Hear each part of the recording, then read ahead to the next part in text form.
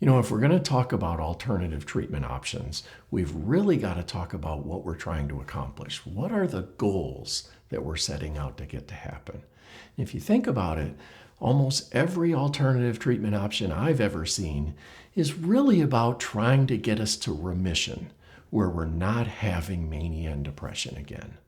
And they've got a goal of either reducing the intensity of our state or expanding the time when we're not in that state. The goals of those treatments aren't really about, can I be manic and make it work? Can I be depressed and make it work? They're really about, can I make that kind of stuff go away?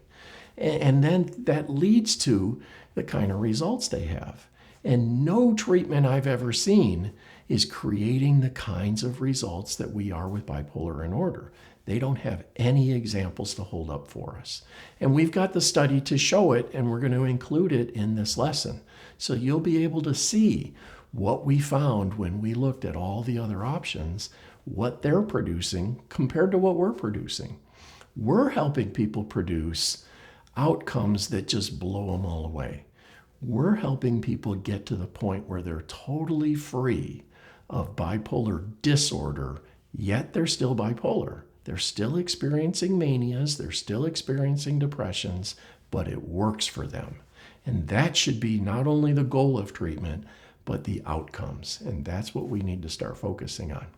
If you think about how that is set up, the goal of treatment being lower the intensity, hoping maybe to get to remission, you have to look at it as these are just tools. And we're arguing about coming up with alternative tools to lower the intensity. But the way to get to bipolar in order isn't just tools. So when we look at tools, we love to consider all of the options, whether they're standard of care options or whether they're alternative options, but they all get lumped under the category of tools. Bipolar in order is a system that includes 8 parts. One of those parts is the ability to look inside of ourselves. We call that introspection. I notice how I'm feeling. I notice how I'm acting. I'm holding myself accountable to the person I want to be, but I'm doing it in a way that is effective and healthy for me instead of beating myself up, making things worse. That's 1/8 of the picture. Another 1/8 of the picture is what we call the 8 keys of bipolar in order. And that is, I have to be aware of how intense my state is. And that's true whether it's mania, depression, anger, or even love. Is that state of intensity something that is affecting me or not? How aware of that state I am. I can be aware of the physical, mental, emotional, spiritual, social, or career financial elements separately from my awareness of my behavior. And when I learn to separate how I feel from how I act, I'm starting to move towards bipolar in order. And that leads to my understanding of how I can act and how I can act in the ways that I really want to be. I have to understand the person I want to be and whether I'm living up to that or not. And that's what leads to my ability to actually perform in the world. That is what we call functionality. And related to that is, am I comfortable being in that state? And comfort doesn't necessarily mean I like it. I can be deeply depressed and not like it at all, yet be comfortable that I have no problem going about my daily business and making my life work. Comfort of others is another piece of that equation. Can I make it so that the people around me are no longer uncomfortable and scared and afraid I'm going to flip out when I get into these different states? Another piece of that equation is value. Can I see value in every waking moment of my life, even when I'm depressed? And last, and certainly not least, is the effect of time. No matter what it is, anger, I might be able to be very angry and still act well for a while, but eventually the time itself wears me down and I lose the ability to do that. Understanding how all of those pieces together is another 1/8 of the picture. The rest of the 8 pieces to bipolar in order are just other factors where we go deeper into that.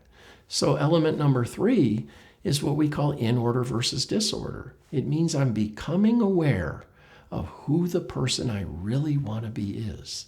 And I'm starting to notice not just the major times, but even minor infractions where I'm not living up to that person. And I'm holding myself accountable. And I'm calling those moments disorder.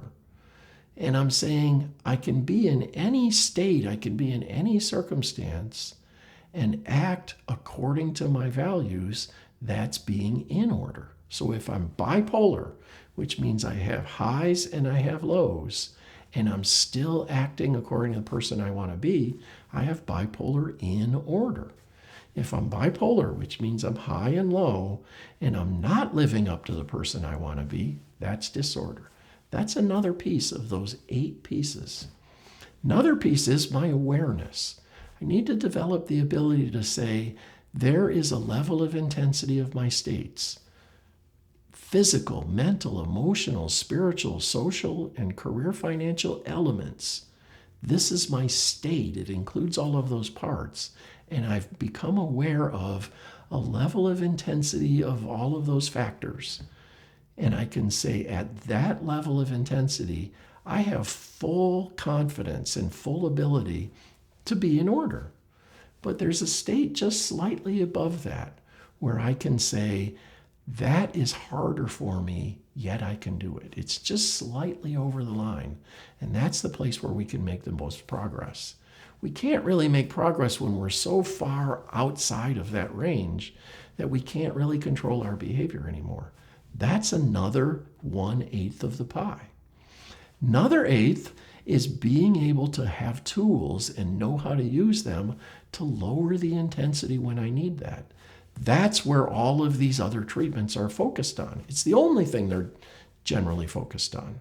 So that's an important piece, but it's 1/8 of the pie.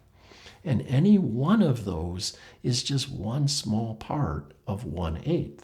So when somebody says nutrition is the key, well, nutrition is very important, but it's not the entire solution to the problem. It's one solution out of thousands of alternative and standard treatments that's only adds up to 1/8 of the picture. And that's what we need to understand with. When we look at alternatives, we need an alternative system, not just an alternative tool. The next piece is understanding time in a way that no one's ever talked about before.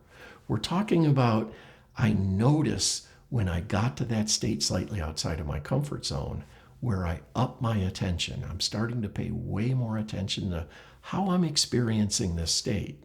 And also, am I able to stay in order with my functioning? And I will focus on that intensely, and it's the only thing I focus on at first. And it's different for everybody. We need to help you build that.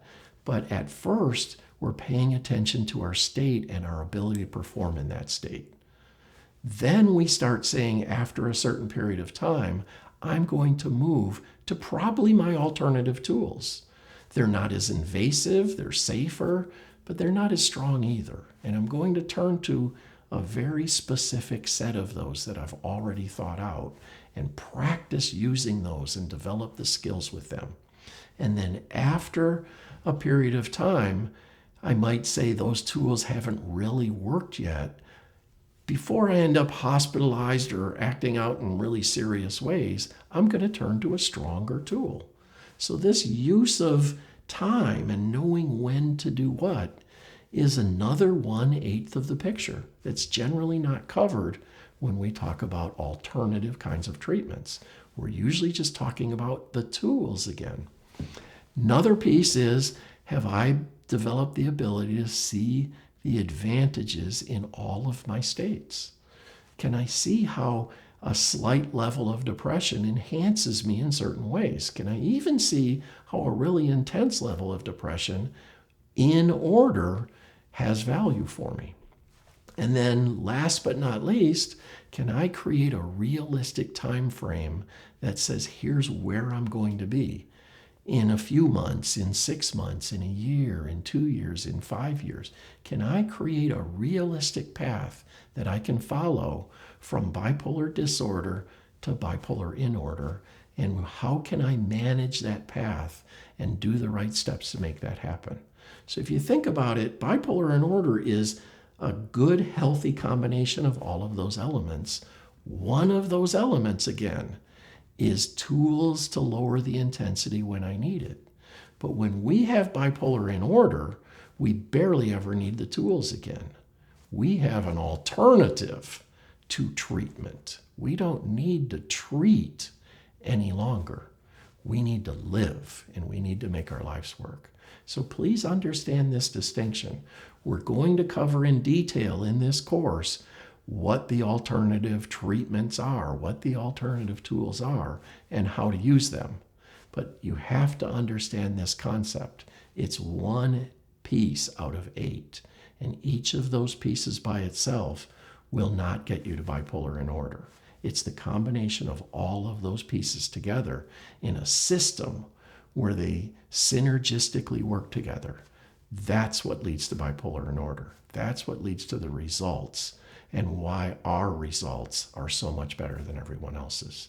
Please take this seriously and let me teach you all of it instead of just one part. Thank you.